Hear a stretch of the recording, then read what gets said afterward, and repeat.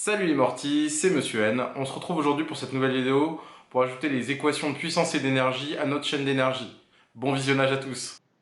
La puissance est caractérisée par ses composantes. Ces composantes, c'est des variables qui sont complémentaires l'une à l'autre. La première, c'est une variable d'effort qui est caractérisée par la lettre E. La seconde, une variable de flux qui est caractérisée par la lettre F.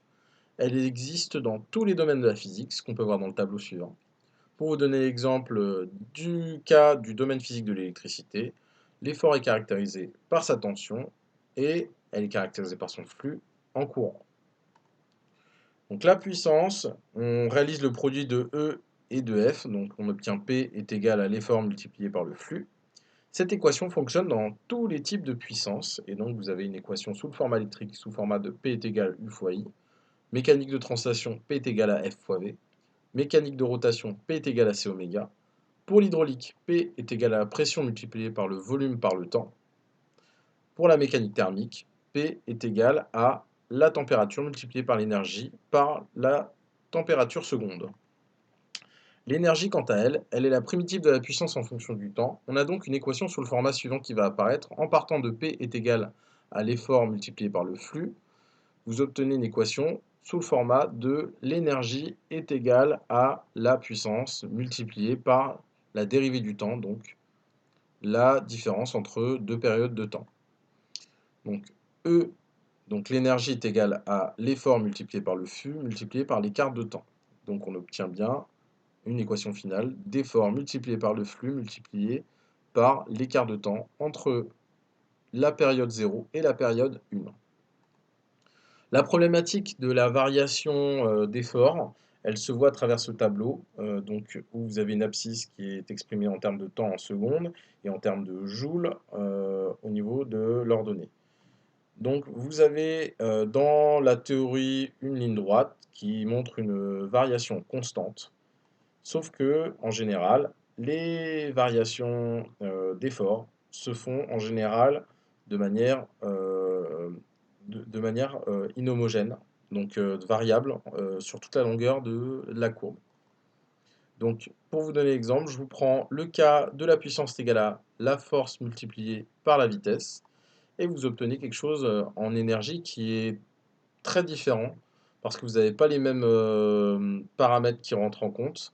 Et donc l'énergie, c'est un demi de la masse multipliée par la vitesse au carré. Donc la vitesse apparaît toujours dans l'équation. Il y a un demi, ce qui est logique. Vous êtes dans le cas d'une courbe qui monte, donc vous avez la moitié de la courbe qui va être à prendre en compte sur l'ensemble. Par contre, vous avez la masse qui intervient dans l'énergie et la force qui intervient dans le cas de la puissance. Alors pourquoi cette différence? Tout simplement parce que si vous écartez un petit peu l'équation, vous obtenez donc pour la force une masse multipliée par une accélération et multipliée par une vitesse. Si on estime que cette accélération est constante, elle n'apparaît plus dans l'équation et vous vous retrouvez avec une possibilité d'utiliser donc P est égal à F fois V et l'énergie qui est égale à un demi de masse fois la vitesse au carré. Donc l'énergie, quant à elle, cette équation, donc, elle fonctionne sur tous les types d'énergie à effort constant. C'est pour ça que je l'ai précisé dans la partie intermédiaire, donc juste avant. Donc l'électricité, qui est donc c'est l'énergie est égale à le U fois I fois delta T. Pour la mécanique de translation, on obtient E est égal à un demi de la masse multipliée par la vitesse au carré.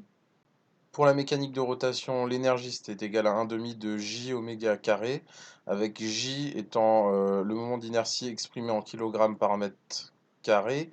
Alors en gros, si vous avez un tube d'un certain poids, donc vous aurez son poids multiplié par R au carré pour la distance. Pour l'hydraulique, vous aurez une équation sous le format d'énergie est égale à la pression multipliée par le volume. Pour la thermique, vous aurez une expression sous le format de l'énergie est égale à la température multipliée par l'énergie divisée par la température.